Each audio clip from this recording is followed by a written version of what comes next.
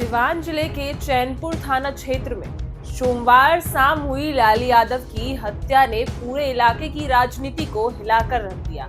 जानकारी के मुताबिक शाम लगभग 7 बजे अज्ञात अपराधियों ने गोली मारकर लाली यादव की हत्या कर दी, जिसके बाद पूरे इलाके में सनसनी फैल गई और राजनीतिक हलचल तेज हो गई। पुलिस सूत्रों के अनुसार अगर माने तो लाली यादव के खिलाफ पहले कई आपराधिक मामले दर्ज थे, लेकिन पिछले कुछ सालों में वे एक सामान्य जीवन जी रहे थे और अपने परिवार के साथ शांतिपूर्ण तरीके से रह रहे थे। इस घटना के बाद बिहार की सियासत गर्मा गई और जब नेता प्रतिपक्ष और आरजेडी नेता तेजस्वी यादव खुद सिवान पहुंचे और लाली यादव के परिजनों से मुलाकात की। तेजस्वी यादव के साथ साथ पप्पू यादव और ओसामा साहब भी मौजूद थे।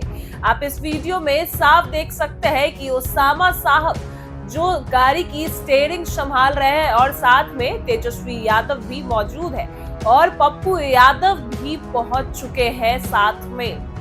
पुलिस सुरक्षा के घेरे में जब तेजस्वी यादव गांव पहुंचे तो भारी भीड़ उमड़ चुकी है।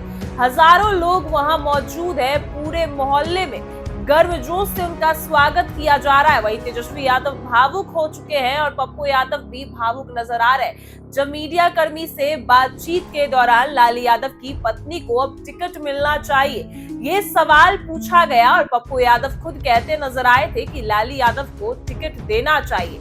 तो तेजस्वी यादव ने बातचीत में कहा कि यह एक राजनीतिक मामला नहीं, तो हम इस पे बाद में विचार करेंगे। लेकिन उन्होंने और भी बात कही कि उन्होंने मुख्यमंत्री नीतीश कुमार और प्रधानमंत्री नरेंद्र मोदी पर भी निशाना साधा और कहा कि बिहार में अपराधी विजय और सम्राट हो चुके हैं और अब कानून व्यवस्था नाम की कोई चीज नहीं बची। अपराधियों को ना पुलिस का डर है और ना ही कानून का। उन्होंने सवाल उठाया कि जब जनप्रतिनिधि को इतनी बेरहमी से मार दिया जाता है तो आम जनता की सुरक्षा कैसे होगी। वहीं पप्पू यादव भी पूछते और लोगों से बात करते नजर आए और मीडिया कर्मी से भी बात करते नजर आए। वहीं लाली यादव की पत्नी को टिकट मिलेगा तो तेजस्वी यादव ने कहा कि यह समय राजनीतिक या टिकट की बात करने का नहीं, यह अभी शोक और न्याय की लड़ाई का समय है। राजनीति की बातें बाद में होंगी। हालांकि पप्पू यादव ने फिर कहा कि लाली यादव की पत्नी को टिकट मिलना चाहिए। वहीं गांव में मौजूद हजारों लोग पुलिस प्रशासन की नाकामी पर नाराज दिखे। लोगों ने कहा कि बिहार में अपराधियों के हौसले इतने बढ़ गए हैं कि वे खुलेआम गोली मारकर निकल जाते हैं और सरकार सिर्फ चुपचाप देखती रह जाती है। वहीं तेजस्वी यादव ने परिवार को भरोसा दिलाया कि वह इस लड़ाई में पूरी ताकत से उनके साथ खड़े हैं और आरजेडी से जल्द दोषियों को गिरफ्तारी और सख्त सजा दिलाने की न्याय की पहली सीढ़ी ही होगी और वो करेंगे। उन्होंने साफ कहा कि यह सिर्फ एक व्यक्ति की सुरक्षा का सवाल नहीं है, बल्कि पूरे समाज की शांति और भरोसे की बात है। तेजस्वी यादव और पप्पू यादव दोनों ही उस लाली यादव की परिवार से मिलते हैं और उनको संवेदना देते नजर आते हैं। उन दोनों ने बात करते नजर आते हैं। उन लोग को यही कहते नजर आते हैं कि वो लोग उनके साथ खड़े हैं और इस घटना ने सिवान से लेकर पटना तक राजनीतिक हलचल तेज कर दी और साफ है कि आने वाले दिनों में यह मामला बिहार की राजनीति का बड़ा मुद्दा बनेगा, क्योंकि लाली यादव की मौत को लेकर, हत्या को लेकर बड़े राजनीतिक घटनाक्रम सामने आ रहे हैं। तो तेजस्वी यादव जैसे ही सिवान पहुंचते हैं भारी भीड़ उमड़ पड़ती है और पप्पू यादव समेत ओसामा साहब भी मौजूद रहते हैं। तो क्या कुछ कह रहे हैं तेजस्वी यादव, एक बार उनकी बातों को। घटनाएं जो है हमेशा हो रही है, हर दिन हो रहा है। हत्या, बिहार की सड़कें जो हैं लाल खून रंग से जो है रंग दी गई है और सरकार जो है चेतावस्था में। बिहार सरकार जो है पूरी तरीके से फेल हो चुकी है। अभी निकल ही रहे थे तो एक और सूचना मिली कि खगड़िया अलौली के जो हमारे विधायक हैं उनके ड्राइवर की भी हत्या कर दी गई। तो आप समझिए कि लगातार जो है अपराध बिहार में चरम पर है और अपराध अब सुनियोजित ढंग से हो रहा है, हत्याएं अब सुनियोजित ढंग से हो रही है। अब डिप्टी सीएम आवास से जो है अपराध की गाथा जो है गथी जा रही है। कोई कार्रवाई नहीं, कोई सुनवाई नहीं इस सरकार में। भ्रष्टाचार का हालत आप लोगों ने देख लिया। इंजीनियरों के घर से करोड़ों करोड़ रुपए मिल रहे हैं, किसी पे कार्रवाई नहीं की जा रही है। तो ये सरकार तो पूरी तरीके से अपराधियों का संरक्षण ही नहीं दे रही, बल्कि अपराधी जो है विजय और सम्राट हो गए और भ्रष्टाचार में ये सरकार डूब गई है।